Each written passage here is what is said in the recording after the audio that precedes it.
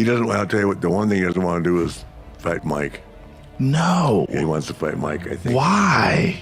I don't know. I don't give a if he's 55. Yeah. That's still Mike Tyson. Mike's in good shape too. Oh my God. Mike trains every day. Amidst growing tension surrounding the impending showdown between Mike Tyson and Jake Paul, Joe Rogan has stepped forward with a strong plea. Rogan, recognized for his frank and direct opinions, has taken a clear position, urgently calling for Jake Paul to back out from the upcoming fight against Tyson. He trains with Rafael Cordero, who's a legend in MMA. He runs King's Mixed Martial Arts. And Rafael is a world-renowned trainer. When you see him holding the mitts for Tyson, and Tyson smashing the mitts, like, Jesus, that guy can still fuck you up. Meanwhile, Tyson is working tirelessly to get ready for his upcoming battle with Jake Paul. He's putting all his energy into preparing for the fight. Tyson takes advantage of the chance to give his followers a glimpse into his training routine, sharing some tips and thoughts after his 4th training session on the platform he uses.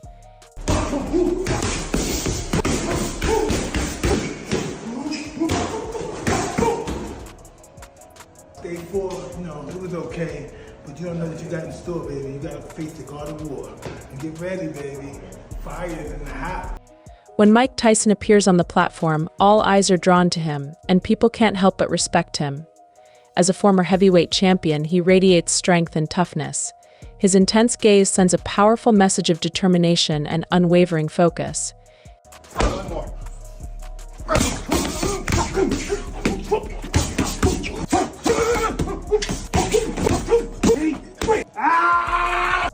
Meanwhile, Patrick Beverley, who used to play alongside LeBron James and is now a guard for the Milwaukee Bucks, has given Jake Paul a warning.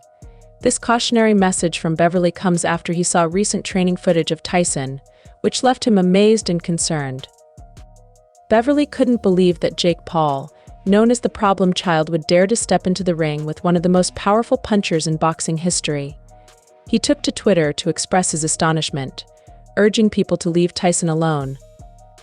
Additionally, Paul George has made a prediction about who will win the upcoming fight. It don't matter. Mike ain't scared to get hit. I think it matters if Mike goes out there and he's really trying to knock him out. Like, is he gonna? I hope he doesn't go out there. I think he's going to do that. I think that's what he's going to do. It's going to make for great entertainment for sure. Paul George confidently predicted that Mike Tyson would emerge victorious over Jake Paul. He expressed his belief that Tyson's boxing skills make it difficult to bet against him, despite his advancing age. George emphasized that Tyson isn't facing just any opponent, he's facing a seasoned boxer. Similarly, Gilbert Arenas firmly believes that Tyson won't lose to Paul, suggesting that the only way Paul could win is if Tyson deliberately throws the fight. Arenas speculated about the possibility of Tyson taking a fall on purpose. In addition, former UFC champion Henry Cejudo, who now hosts a podcast with Kamaru Usman, hinted at the anticipated purse for the fight in his latest episode. "I respect Uncle Mike," Cejudo stated, acknowledging Mike Tyson's stature in the boxing world. He also speculated about the significant payday Tyson could potentially earn from the fight. Since the news broke, there has been intense speculation about the exact amount each fighter will receive from Netflix if the fight gains widespread attention. Cejudo suggested that Tyson could make close to $20 million from the bout, despite being almost 58 years old. He noted the age difference between Tyson and Jake Paul, who is 27. While both fighters are expected to earn substantial 8-digit figures, it's possible that the actual amounts may not be as high as initially thought. This is because Tyson remains a huge draw in the boxing world, having earned over $100 million for some of his biggest fights, despite facing opponents who may not be as skilled as him. I like it, Kamaru. I don't like it, man. I agree. I feel like I understand wanting to be famous, and I understand building yourself, and I understand wanting to be a boxer as well, and being a professional. On his Pound for Pound podcast, Kamaru Usman, also known as the Nigerian Nightmare, openly criticized Jake Paul's decision to fight veteran boxer Mike Tyson. Usman expressed concerns about Paul's career direction, questioning whether he aims to be taken seriously as a boxer or simply wants to ride on his fame as a YouTuber. While acknowledging Paul's talent and potential in boxing, Usman questioned the price Paul expects to pay for respect from professional fighters like himself. He emphasized the importance of respecting the sport and the dedication required to earn recognition as a real fighter. Additionally, American comedian and actor Andrew Schulz chimed in, suggesting that the Tyson-Paul fight could attract more viewers than any previous boxing match. Schulz shared his thoughts on a recent episode of a show. During an episode of the YouTube talk show Brilliant Idiots, Andrew Schulz elaborated on his prediction, highlighting a crucial factor that could propel the Tyson-Paul fight to unprecedented levels of viewership. Schulz emphasized the accessibility of the fight, noting that it can be easily streamed on phones worldwide via Netflix.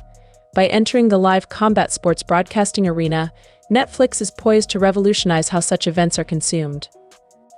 Schulz reasoned that the convenience of accessing the fight, coupled with the streaming giant's global reach, could attract even casual combat sports fans, potentially making it the most watched boxing event in history. Dewey Cooper, among those swept up in the anticipation, found himself captivated by just 2 words upon learning of the matchup. Oceans. I brought guys for Jake Paul to spar when he were getting ready for Nate Robinson and Ben Askren. I've seen him in the gym a lot. I used to be BJ Flores' coach, his coach at those times. So I was in the gym with them a lot. By the way, real cool guy. Nothing like the people probably would think. Cooper recalled his past encounters with Jake Paul at the gym while he was coaching BJ Flores, who was Paul's coach at the time. Despite common assumptions, Cooper described Paul as genuinely kind. He also mentioned his long-standing friendship with Mike Tyson, dating back to the 1990s. Cooper spoke highly of Tyson, praising him as an incredible person who has positively impacted their team. However, Cooper admitted feeling conflicted about the upcoming fight due to his connections with both fighters, making the situation delicate for him. Would think I've been knowing Mike Tyson since the 90s.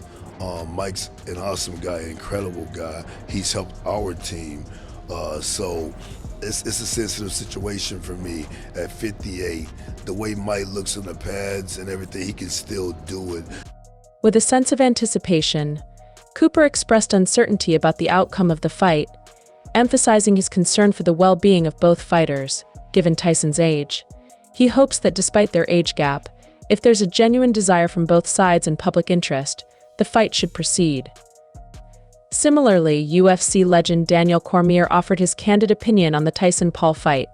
Speaking to former UFC welterweight contender Ben Askren, Cormier suggested that Paul could face serious repercussions if he defeats Tyson.